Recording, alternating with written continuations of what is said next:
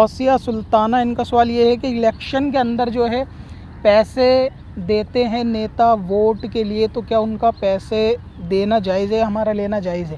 اور کبھی کبھی ایسا ہوتا ہے کہ وہ جبراً پیسے دے آتے ہیں، تو ان پیسوں کا کیا کرنا چاہیے؟